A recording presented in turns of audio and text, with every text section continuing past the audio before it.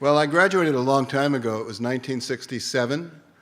At that time, we did not have any alcohol problems on the campus. It was Harper College because, of course, alcohol had not yet been invented. But it now has become a problem, and I'd like to talk to you about that. So for the next 15 minutes, I would like to make you all honorary neuroscientists. It's enjoyable. And I would also like to share with you my own passion for understanding the physical basis of addiction. So that's what we're going to talk about, the physical basis of addiction. The first slide.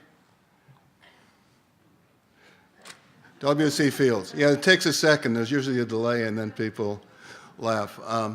It's funny. It's funny. I don't know why people say quitting drinking is so hard. I've done it 1,000 times. What we're going to address is why do you need to do that 1,000 times? Now, it's funny, but the reality isn't very funny. A significant number, basically alcohol use is the third leading cause of hospitalization. That means, if you can imagine how much that taxes our economic system and so on, it's not a good thing. And the numbers are increasing.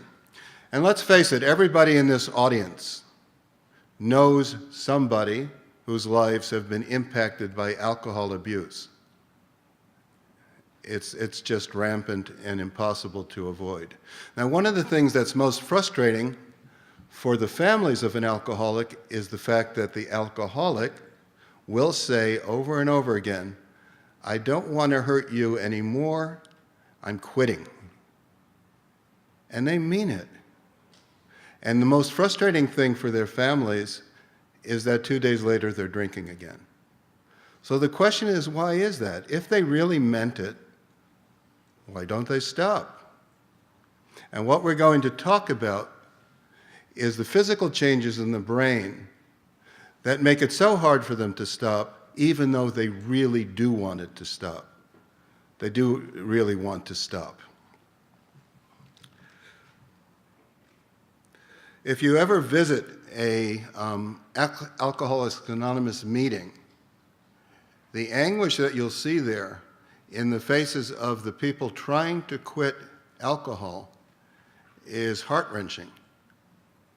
Yet they can't do it. Over and over again, they relapse. And the reason they relapse, as I said, is because the brain is changed by the alcohol they've been drinking, and it's not so easy. It's not a level playing field. It's not as though a non-drinker says, well, I won't have any more drinks. It's not like that. Their brains are different. The good news is that we've made amazing breakthroughs in the last few years in understanding the physical basis, and those breakthroughs are translating, and certainly even more are going to translate into treatment strategies so those people, when they say no more drinking, can actually keep to that promise to themselves and their families.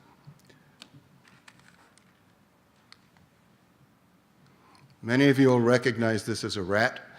It's in a chamber, and you can see an electrode coming into the head of the rat, through the head of the rat, into the brain. For me, this is an incredibly important slide.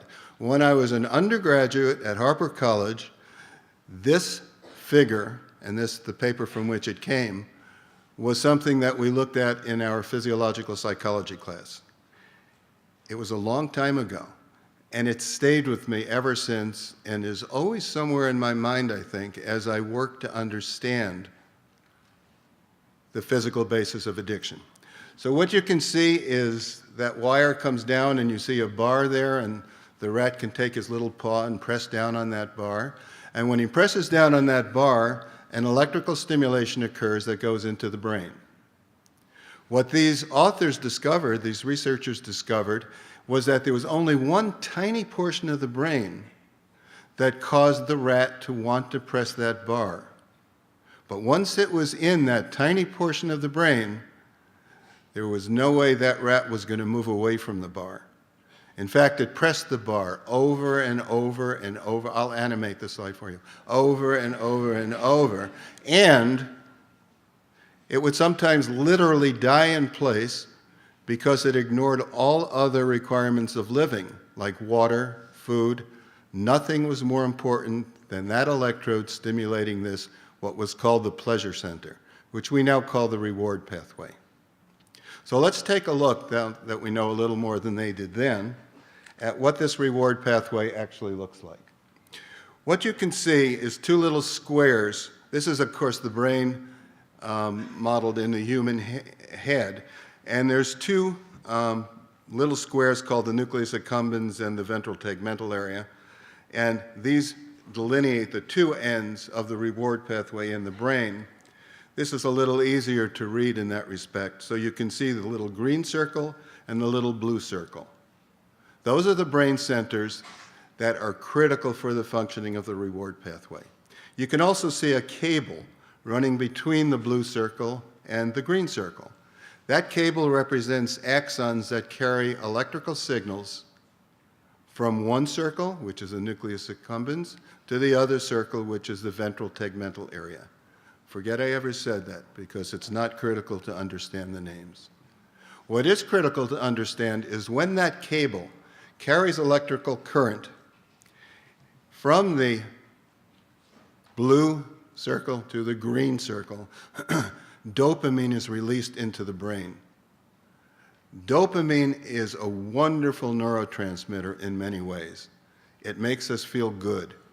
And that release of dopamine from the activity in the reward pathway is feeling good.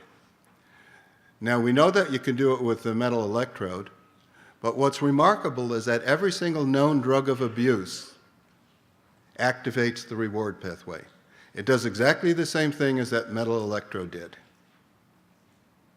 Makes it pretty clear why we like to take drugs of abuse. And just like that rat, it makes it pretty clear why for some people it's pretty hard to walk away from the bar, literally. The bar for the rat, the bar for the person.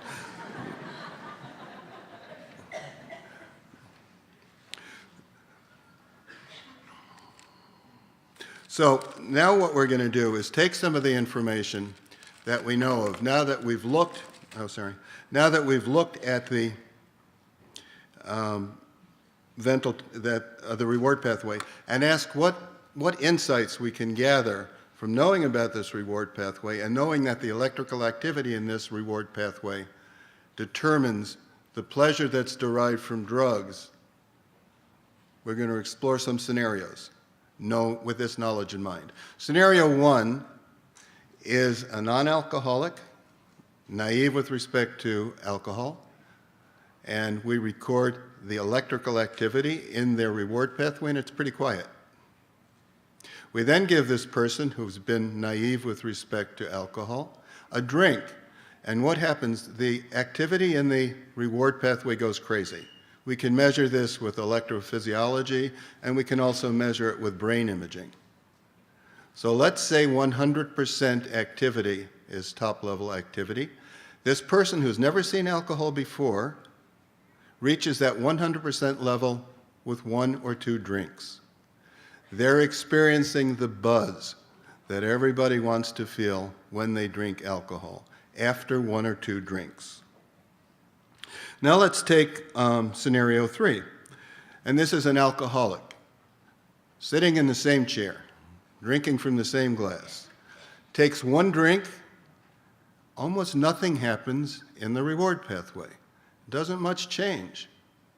Takes two drinks, little change, maybe 20%, 3 drinks, maybe 30%, 4 drinks, 5 drinks. Now at 5 drinks, they're probably up to the same level of activity as the person who was naive attained at 1 drink. They're feeling pretty good. They're feeling the buzz that they're after.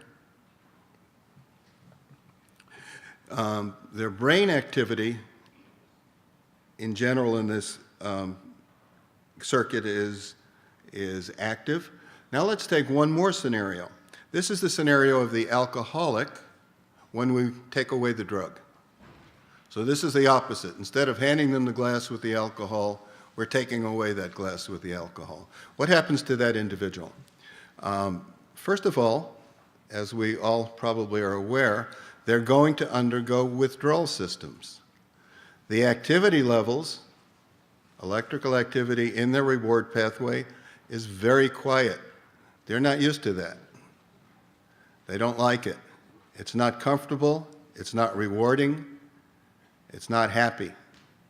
What happens to that alcoholic at that point? Their entire life becomes focused on finding a drink. They need that drink. They crave that drink. They crave activity in their reward circuit. So while tolerance may be great in terms of being able to outdrink your buddy, it's not so great when circumstances change or when you want to stop drinking.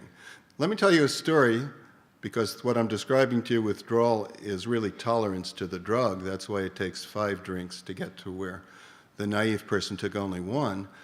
Let's say at the university we had a freshman who broke the law and was willing to drink, and that freshman went to a frat party, very, very anxious to impress the frat brothers, who were very experienced drinkers. So this freshman sits down with them, and they all sit down, and they have a beer. And the first beer, as I pointed out to you in scenario 2, the first beer, and this freshman, he's got his buzz. He's feeling like he's had some alcohol. But the frat brothers, they're not in that scenario. They're in scenario 3, and they don't feel too much after that first drink. Then they have the second drink, and their activity, their electrical activity maybe goes up to 30%. The third drink maybe goes up to 50%. Maybe it takes them 6 drinks to get up to that 100% activity level where they feel comfortable. So they've had 6 drinks. This freshman who's trying to keep up with them has had 6 drinks. The upperclassmen are sitting there, they're feeling pretty happy. The poor freshman is in an ambulance on the way to the hospital with alcohol poisoning. The reason for that is he did not have a tolerant brain, and he couldn't handle 6 drinks. But of course, he didn't know that when he was trying to keep up. So this knowledge that we have of what's going on in the electrical activity in the reward pathway gives us great power to, number 1, understand alcoholism, and number 2, potentially develop treatments for alcoholism. What are some of the direct benefits of this knowledge? Number 1, I find when I talk to a group of alcoholics or addicts and present to them pictures that show the actual changes in the brain. I was going to try and stuff 30 years of research into the 15 minutes, but I decided not to. But if I could have shown you pictures in the brain that literally do show the changes that occur as a function of exposure to the drug over years.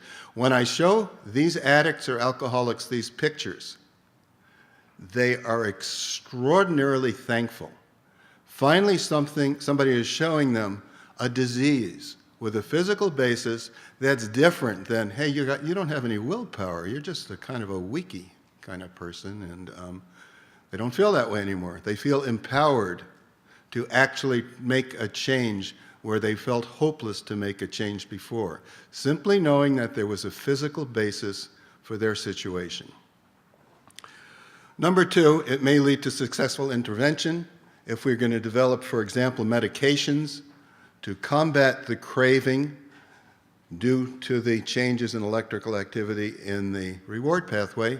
We at least know what to aim for. We know what kinds of receptors are there. We know what kinds of transmitters are there. We have some idea of what we want the molecule of medicine to look like in order to have an effect.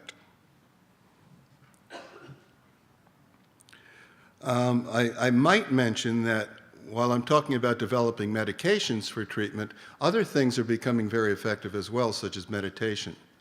Interestingly enough, meditation has a tremendous effect on the electrical activity in the reward pathway.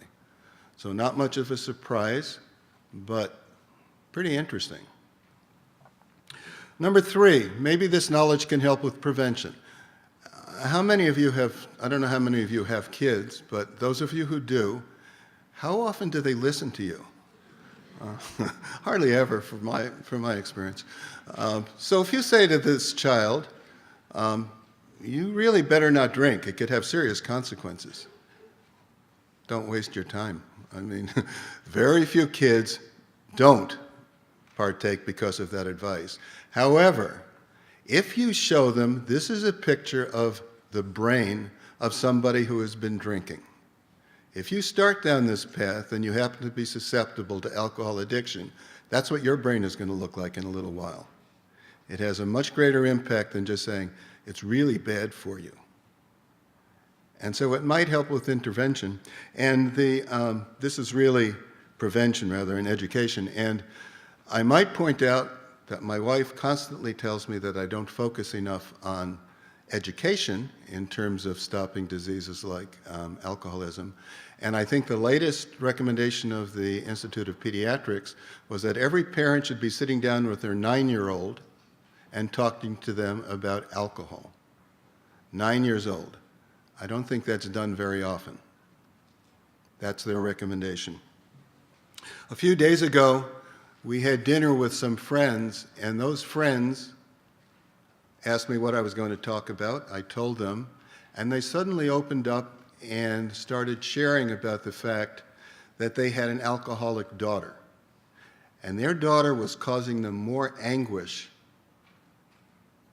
than most of you can imagine. That dinner was filled with tears. It was filled with hopelessness. It was not great dinner conversation. On the other hand, I was able to tell them, we're making progress. We are seeing advances. Your daughter may be able to overcome this. Make clear their daughter wanted to overcome it. An alcoholic isn't just saying, hey, I want to quit, and not meaning it. And I think that's what's so hard for people to understand. It just seems like, give me a break. If you really want to quit, you would just quit. Their brain is different. It's not easy for them to quit. So my hope is that with our knowledge of the physical basis of addiction, we'll be able to develop treatments. We'll be able to do better preventive treatment. Conversations like I just described will become obsolete. That's my hope, and that's also what I believe will be the case. Thank you.